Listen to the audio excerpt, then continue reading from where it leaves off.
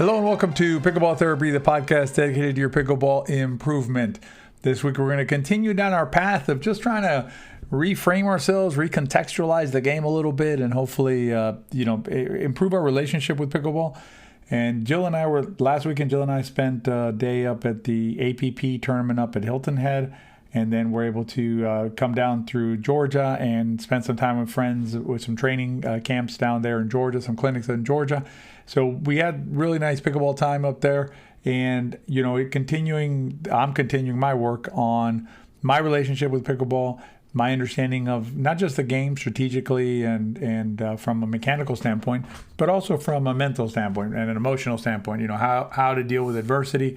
And what I want to do is talk to you all today about a couple of concepts. In the main section, we're going to talk about how losing can actually be winning, or it is actually winning if you look at it correctly. And then in the riff, we're going to talk about what it means to compete out on the courts and how to frame that out. So if you're into that this week, stay tuned for the podcast. You'd like to help your friend or family member learn how to play pickleball, but how? Now it's easy. Pick up a copy of Play Pickleball, a Beginner's Guide. It's the most complete guide to playing pickleball.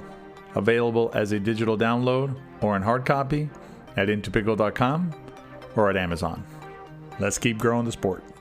Every single one of us who plays pickleball wants to win when we step out on the court. I mean, it is a game that we play where there is scoring involved and where we track the score, right? So basically, I score a point or you score a point and so on and so forth till we get to usually it's 11, right? The magic number of 11. And then we call it a game, and either you have 11 first or I have 11 first, and that dictates who won that game. But there are a couple of different ways of looking at this that I wanted to broach in today's podcast, this week's podcast. What I wanted to talk about first was, how the importance that we give to the score, right? The score in pickleball really at the end of the day is just a number, right? So, at some point during a game, you'll have 5 and I'll have 4, or you'll have, 3 and I'll have 7 or whatever. So, these are just numbers, right? So we'll just have these numbers that we keep track of. And, every time you engage in a series of events that you get rewarded with a point, then your point goes up, and same for me, right? But I think when we get so wound up in this number, right, and how important this number is to us as basically defining us, sometimes as players, and sometimes even as persons, that can be pretty destructive if you're doing that. So, what I suggest you do on the scoring is maybe reevaluate the score. Not reevaluate the score, but reevaluate your relationship with the score, how you think about the score. Yes, the score is relevant. Yes, the score is important in terms of tracking who's winning or who ultimately wins the game, right? At the end, who got to 11 first. But does it change you as a player? Does it change you as a person? And I would suggest the answer is no. Let's take an example of, and you're going to hear me say this again at the end about, I'm going to set up some examples of different scenarios and challenge you to think about them, and hopefully help you reframe some of how you view these things through those examples. So in one scenario, I'm going to put you out on the court, you and whatever partner you pick, against, let's just say, like Ben Johns and Simone Jardine. And if you don't know who they are, they're the two best pickleball players, male and female in the world. So you're going to be playing against them. Unless something really weird happens, it is very likely that the end of that game will be 11-0 against you. In other words, you'll have 0, and Ben and Simone will have 11, and that'll be the game. So, that does that change who you are as a player, how you play, how good, or things you need to work on, whatever? It doesn't. It doesn't change anything at all. It's just a set of numbers. Take the same thing on the other side. Take a game where you're playing, you're playing 2 3-year-olds, right? You hand a couple 3-year-olds some paddles, put them on the pickleball court, and say, let's play. I would expect, again, barring something weird, that'll be 11-0 in favor of you. Maybe 11-1 if you miss a return or something, but 11 if they can even serve, right? But it's 11-0, right? Probably. Does that change anything? Does that, does the 11-0 in your favor there, or the 0-11 against you in the prior example, does that change anything? And I think the answer is pretty clear that it does not change anything. All it is either you have 11 or they have 11 at the end of this period of time that we're on the court, and it does not change the not the fundamentals, but the basics of us as humans, us as pickleball players, aren't changed because of the score being 11 or 11-0 or 0-11. We're the same person. We hit the shots the same way. Now, that's not to say you can't improve, right? That's not to say that you can't work to improve your game. That's more constructive, right? If you want to look at how you're playing and say, I really could work on the depth of my serve. I really could work on my punch volley. I really, those types of things. I could work on my movement around the court. That's constructive. That's something that you can say, okay, that's something that I have control over, something that I can do something about. Score is something that, again, it's just a number, and it's something that a lot of times, as in the examples I gave you, you may not have control over. If you're playing Ben and Simone, you probably don't have a lot of control over what the score is going to be. The score is going to be, you're going to have a 0 or at most a 1 at the end of that exchange, and there's not much you can do to at least in the short term, right? Maybe in the long term, if you really apply yourself and work hard at the game, and 2 years from now, maybe you're battling with them. But for right now, for most of us, we're at 0 or 1 when we play those types of opponents. So looking at the score as our metric is a flawed system. So maybe consider, instead of looking at the score, looking at areas that make more sense for you to focus on when you are trying to decide, what you need to do to improve as a pickleball player. If you want to have the most fun you've ever had on the pickleball court while at the same time learning the skills and strategies that you need to play your best pickleball, check out our VI Pickleball camps. If you want to be notified of upcoming camps and also just want to stay in touch and know what's going on with VI Pickleball, make sure you subscribe to our mailing list at wearepickleball.com. Just go in there, give us your email address, and we in turn will tell you when our next camps are coming up. This much fun should be illegal. I actually didn't mean to go that far down the rabbit hole of the scoring, but it seemed like it was appropriate, so that's where we went with it. But let me give you a brief, and I'll hit this again in another podcast in the future, but let's talk a little bit about losing, right? So this idea that, when I go out on the pickleball court, there's two options, right? I either have a W or have an L after every game, either a win or a loss. That's in some of our minds, and mine included, back in the day, more so than today, but, winning is important, right? When you play in the tournament like the one we just played at, players want to know, how'd you do? What happened? How'd you do? And so, they're expecting metrics, right? They're not looking for you to tell them, I thought for instance, I really did think my defense was pretty good during the tournament. I felt that I lost some focus and intentionality towards the end of the tournament, but in the middle there, and I thought my defense was pretty solid throughout. But that isn't what, when a player says, how'd you do? They just want to know, like, did you win or did you lose? That's all it's a binary, not kind of, it is a binary. And what I want to challenge you to do is maybe reconsider losses as not being, in fact, losses. Now, yes, is it a loss from a standpoint of, you scored less than 11 and your opponents got to 11? Sure, fine. That's a loss in that framing of that use of the term, right? Loss. But is it a loss to you as a player, as a person? And I think there's a way to look at it where it's not a loss to you. In fact, you can look at it as a win or as a victory for you. And the reason for that is because you have a loss gives you basically, it's an opportunity, right? So a loss gives you, it's a learning opportunity, right? Where you basically, whenever you lose at a pickleball game or anything else in life, it's a learning moment for you where you get to see what it is that maybe you could do to improve your game, to up your game. And think of it this way. When you look at a player like a tennis player, right, like Roger Federer, if not the greatest of all time, certainly in the conversation for top player of all time or greatest of all time.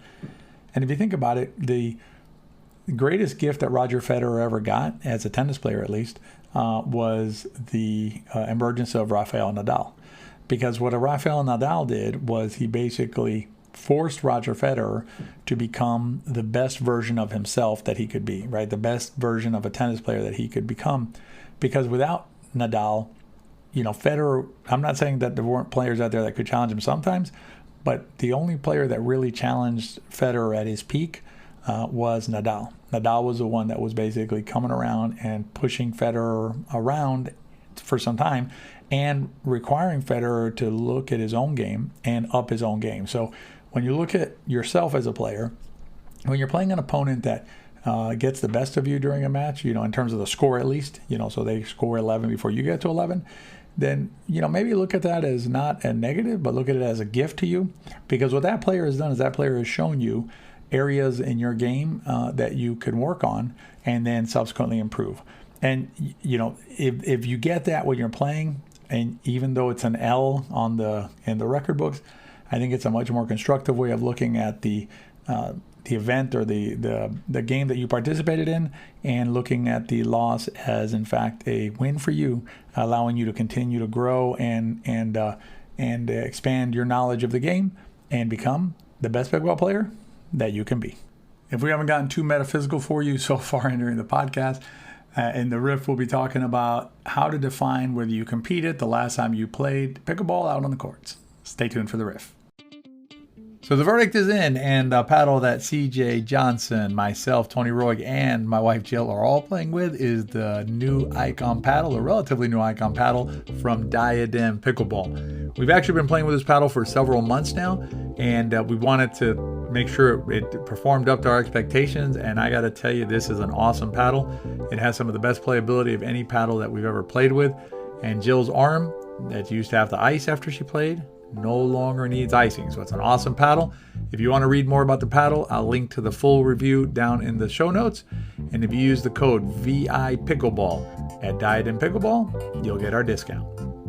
If you decide to give the Diadem Icon paddle a try, send me an email, tony@wearepickleball.com, and let us know how it went. If you follow our podcast, you know that we're big fans of Coach Peter Scale's book, Mental and Emotional Training, Compete, Learn, Honor. If you want to hear those episodes, they started episode 9, so go back and check those out. They're really good episodes. I'll put a link down below where you can get a copy of Coach Pete's book. It'll really change your relationship with the game. At least has the potential to do so if you read it with an open mind and just kind of get into it. But one of the concepts that Coach Pete talks about is competing, right? So it's compete, learn, honor. And competing is an important part of an important metric, I should say, for how you gauge your performance on the pickleball court. It's not winning and losing like we talked about earlier. So it's not, the W or the L or the score. What matters is where are you out there and where are you competing? And what I want to talk a little bit about about today is what do we mean when we say, did you compete? Or when we ask the question, did you compete out on the pickleball court today? And I think sometimes the trap that we fall into there is that we look at it as, did I play the best pickleball I can possibly play under any circumstances at any time today? If that's the question you're asking yourself, there's going to be many, many times that that the answer is going to be no, I did not. But really, what I want you to challenge, I want to challenge you a little bit on, is that the right question, right? Is the right question, did I play the best pickleball possible under any circumstances that I've ever played in my life? Basically like the highest bar you could ever set for yourself. And are you supposed to meet that bar every time you go out to play? I think that's just, you're setting yourself up for failure there. A better question, I believe, that you might want to ask yourself is, did I compete as hard as I could given where I am today, given the place that I'm at today? We're going to come into pickleball situations or pickleball opportunities at different places in our lives, right? Sometimes it'll be, a particularly stressful day with the family or work or whatever is going on in your life. That's going to distract you and detract from your pickleball play. It could also be an injury, right? You could be, you could have your knee bothering you, your arm bothering you, something like that. It's difficult to expect that you're going to perform at your best ever, right? If you have some sort of physical limitation at the moment. Another example is if you haven't played or drilled or done anything in a while, it's unrealistic to expect that you're going to all of a sudden show up to the pickleball court and play at maximum, at your absolute best, under any circumstances if you haven't played for a while. So maybe instead of comparing your play to the highest possible bar that you could ever play under any circumstances ever in your life, maybe place the bar a little more realistically based on where you are that day, what's going on, and as long as you went out there and you did the best that you could, and that includes ebbs and flows, by the way. You're not going to always be, spot on every single rally during the day. Accept that we're human and give yourself some leeway there. And as long as you compete it within those parameters, then I think you've done what you set out to do, and you should, no reason to hold your head or let your head sag if you, in fact, have some losses that day. And frankly, even if you have some wins that day, the question is, did I compete? Did I leave it all out on the court as best I could that day? So I hope that helps you, reframe maybe some of your metrics when you're out there playing, and have a healthier relationship with the game. If you enjoyed the podcast, please give us a rating on wherever you're listening to this on. And if you enjoyed the podcast, please share with your friends. If you enjoyed it, they probably will too. We'll see you next week.